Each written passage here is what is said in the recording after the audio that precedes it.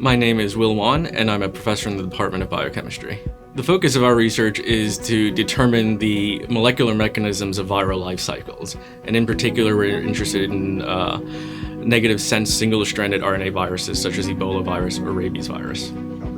So one of the primary tools in our lab is cryo-electron tomography, which allows us to look inside of complex biological environments such as cells or viruses and visualize the individual molecules. So this is still a relatively cutting-edge method, so a lot of our work revolves around developing new hardware and software methods as well as applying these methods to solve new biological problems.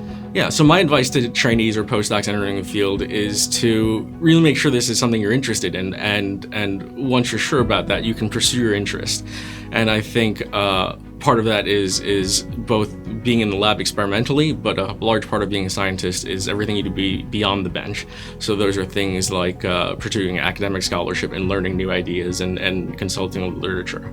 I think the more freer you can be with your ideas, both with respect to science and even interests outside of science, the wider your kind of tools for assessing problems becomes, and the more creative your research can be. The way I generally view research is that science is a very creative type of occupation. So in running the lab, my goal is to make sure that the people in the lab are as creative as possible and able to kind of pursue whatever their interests are, whatever their ideas may be. So for me, basic research is extremely important.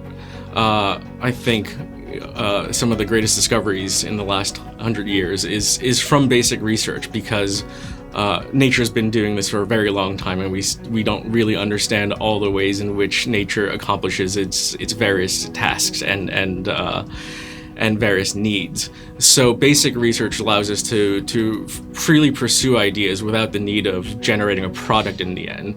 And by doing so, we have the biggest opportunity to learn new things and advance the field, which eventually finds its way to produce products and different therapeutics that ultimately help people on a more tangible level.